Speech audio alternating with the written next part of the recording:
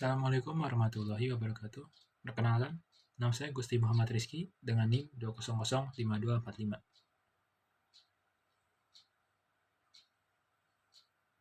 Sebelumnya, saya dari kelompok 5 dari mata kuliah Pengelolaan Pendidikan yang akan membahas materi mengenai manajemen sarana dan prasarana. Sarana dan prasarana. Baiklah kalau begitu, mari kita mulai saja materi. Kita mulai saja video pemateriannya.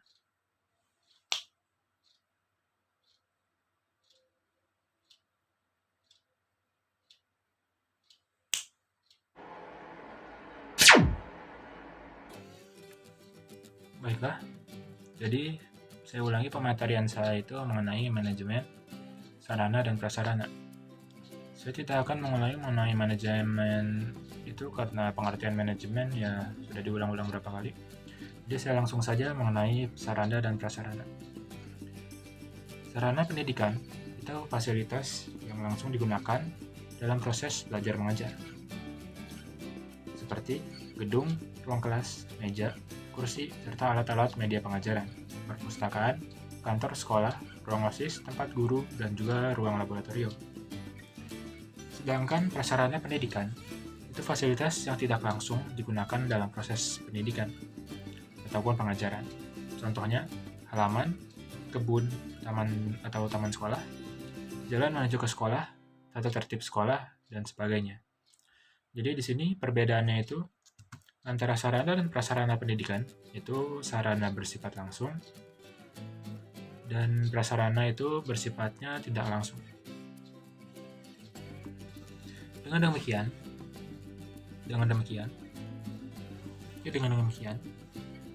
manajemen sarana dan prasarana pendidikan merupakan proses pengadaan dan pendayagunaan komponen-komponen, baik itu langsung maupun tidak langsung, dalam menjalannya proses pendidikan untuk mencapai tujuan dan efektif dan efisien.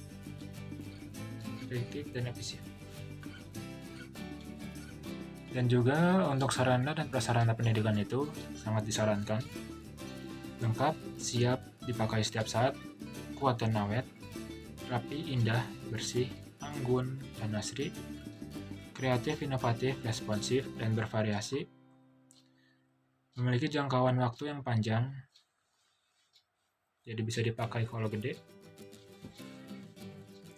memiliki tempat khusus untuk beribadah maupun pelaksanaan kegiatan sosio-religius seperti musola ataupun masjid. Seperti yang tadi saya bilang, untuk penataan lingkungan itu sangat disarankan supaya rapi, indah, bersih, anggun, dan asri. Jadi peserta didik itu merasa betah dalam dia belajar di lembaga pendidikan juga.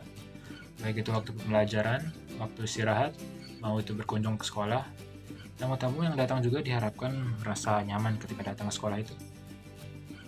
Manajemen sarana dan prasarana pendidikan itu tugasnya untuk mengatur dan menjaga sarana dan prasarana pendidikan melalui pengelolaan.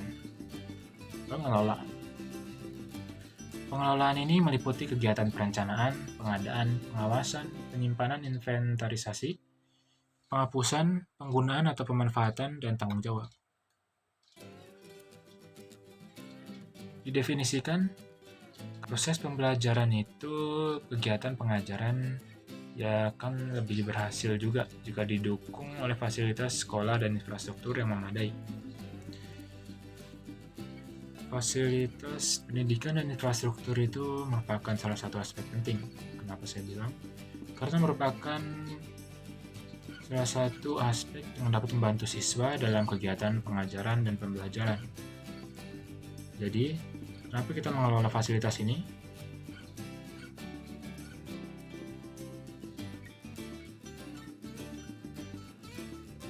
Tujuan mengelolanya itu, kegiatan operasional pendidikan dapat diselesaikan secara efektif dan efisien. Jadi seperti yang tadi di awal, itu semuanya untuk mencapai kegiatan operasional pendidikan yang dapat diselesaikan secara efektif dan efisien. Lanjut, fasilitas itu terdiri dari furnitur, peralatan pendidikan, media pendidikan, buku dan sumber pembelajaran lainnya, sarana pembelajaran, ruang kerja,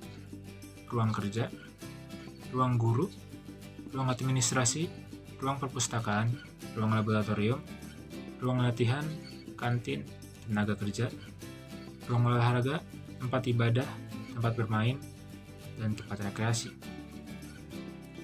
Untuk infrastruktur itu sesuatu yang berhubungan dengan kerangka fisik untuk menyediakan layanan publik. Contohnya seperti rumah, irigasi, drainase, transportasi, dan fasilitas publik lainnya untuk melayani kebutuhan manusia dalam kehidupan. Pemeliharaan itu merupakan bagian integral dari pengelolaan fasilitas pendidikan dan infrastruktur. Kenapa saya bilang integral? Tenang aja, kita tidak sedang membahas MTK.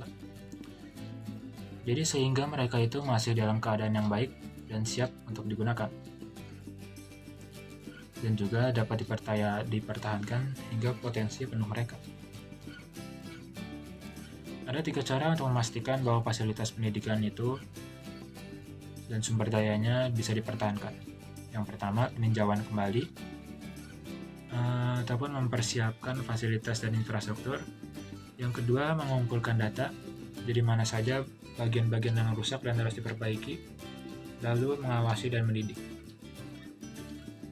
Mengawasi dan mendidik itu maksudnya mengingatkan semuanya mengenai pentingnya memelihara fasilitas dan infrastruktur sekolah. Tapi seringkali masih ditemukan masalah-masalah seperti bagian-bagian infrastruktur ataupun fasilitas dalam kondisi yang buruk. Contohnya, dari sumber wartakotalive.com, pada akhir tahun 2018, banyak ruang kelas yang rusak. Dan juga unit ruang kelasnya tersedianya juga tidak cukup banyak. Ada juga berita runtuhnya sekolah di Jakarta dan memakan 2 korban. Yang ini 2 korban ini katanya itu instruktur dan petugas administrasi. Sumbernya dari tempo.com. Dalam proses pembelajaran, fasilitas dan infrastruktur yang lebih luas itu diperlukan untuk mendukung proses aktivitas mereka, peserta didik. Pengelolaan fasilitas dan infrastruktur diperlukan oleh setiap sekolah. Karenanya, sekolah itu masih perlu meningkatkan strategi dalam mengelola fasilitas dan infrastruktur.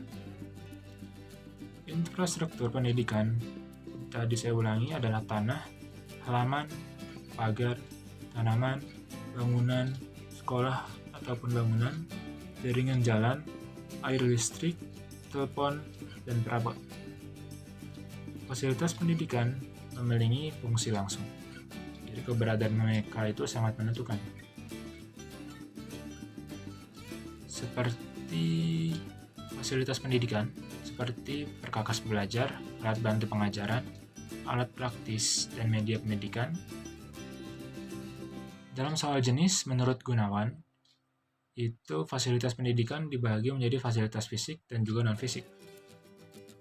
Sarana fisik itu sesuatu dalam benda atau benda mati yang berperan untuk memfasilitasi atau melancarkan bisnis seperti kendaraan, mesin tulis, komputer, furnitur, props, model, media, dan sebagainya. Fasilitas non-fisik itu sesuatu yang bukan benda mati atau juga bisa atau kurang bisa disebut sebagai benda yang berperan memfasilitasi atau mendirikan bisnis seperti orang, servis, dan uang. Objek pendidikan itu dikategorikan berdasarkan sifatnya. Jadi objek yang dapat digerakkan dan tidak digerakkan. Barang konsumsi dan juga tidak dikonsumsi termasuk dalam objek yang dapat dipindahkan. Sedangkan aset yang tidak dapat dipindahkan itu mencakup tanah, rumah atau bangunan, sumur, menara air, dan benda-benda lain yang tidak berpindah dari satu lokasi ke lokasi lain yang tidak bisa dipindahkan. Pemeliharaan adalah proses melindungi atau mencegah kerusakan bagi objek sehingga tetap dalam rangka kerja yang baik dan siap untuk digunakan. Target pemeliharaan diantaranya memperpanjang kehidupan aset yang berguna, memastikan tertingginya ketersediaan peralatan untuk dipasang untuk produksi atau jasa, memastikan kesiapan operasional semua peralatan yang tepat setiap saat dalam keadaan darurat, memastikan keamanan individu yang menggunakan sistem itu.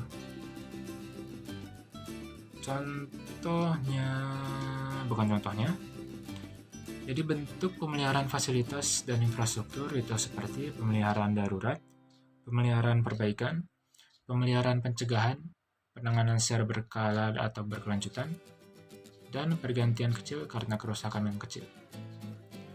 Pemeliharaan fasilitas itu dirumuskan menjadi 5 aspek. Yang pertama, kesadaran. Membangun kesadaran dari tiap orang untuk mempertahankan fasilitas dan infrastruktur.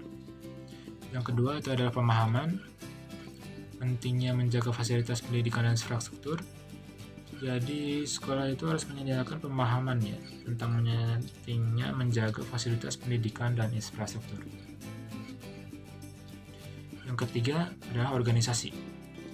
Jadi kepala sekolah membuat struktur manajemen mengenai fasilitas pendidikan dan infrastruktur. Lalu implementasi. Di implementasi ini dibuat prosedurnya. Jadi harus apa saja. Yang kelima adalah pengumpulan data tentang fasilitas dan infrastruktur untuk mengevaluasi dan menganalisis item mana yang harus diganti, dibeli baru, atau tidak sesuai untuk digunakan. Dalam pemeliharaan fasilitas, ada 4 kategori yang harus dipertimbangkan. Pertama, pemeliharaan yang berbasis waktu, seperti pemeliharaan yang rutin, dirawat dan dilaksanakan setiap hari. Kemudian pemeliharaan yang berkala, itu didasarkan pada periode waktu tertentu. Misalnya, lukisan dinding sekolah yang diganti, setiap presiden kita juga ganti. Tentu saja bukan lukisan sekolah presiden saja ya, banyak juga lukisan sekolah. Yang kedua, usia penggunaan barang. Yang ketiga, pemeliharaan dalam pola penggunaan. Itu setiap benda itu tidak dipertahankan dalam cara yang sama ya. Pemeliharaannya itu sesuai dengan kondisi barang. Jadi ada 3 kan? 3. Tadi yang 4, yang pemeliharaan sesuai kondisi barang itu yang keempat. Selanjutnya itu adalah hambatan yang dihadapi. Dalam pengelolaan fasilitas dan infrastruktur, tentu ada hal-hal yang tak terduga yang sering terjadi dan harus segera diperbaiki, baik itu di gedung ataupun fasilitas, di infrastruktur ataupun fasilitas. Yang merupakan salah satu hambatan dalam mempertahankan fasilitas pendidikan dan infrastruktur yang dihadapi oleh sekolah dalam persiapan, itu contohnya kurangnya pengetahuan tentang penggunaan fasilitas dan infrastruktur sekolah, keberadaan kolaborator dengan orang luar yang sering tidak bertanggung jawab dan tidak profesional, dan yang terakhir, kesenjangan budaya dalam penggunaan fasilitas dan infrastruktur. Contohnya itu adanya WC duduk dan WC jongkok. Bisa dibayangkan? Jadi kalau tidak salah tadi saya bilang kurangnya pengetahuan mengenai penggunaan fasilitas dan infrastruktur, keberadaan kolaborator yang tidak bertanggung jawab, dan kesenjangan budaya dalam penggunaan fasilitas dan infrastruktur. Jadi 3 itu diantaranya tantangan terbesar bagi sekolah untuk mengatasi masalah-masalah ini. Baiklah, dengan ini selesai pematerian dari saya, alhamdulillah. Semoga pematerian ini bermanfaat bagi kalian yang mendengarkan. Karena kurang banyak kekurangan, saya juga mohon maaf. Assalamualaikum warahmatullahi wabarakatuh. Terima kasih.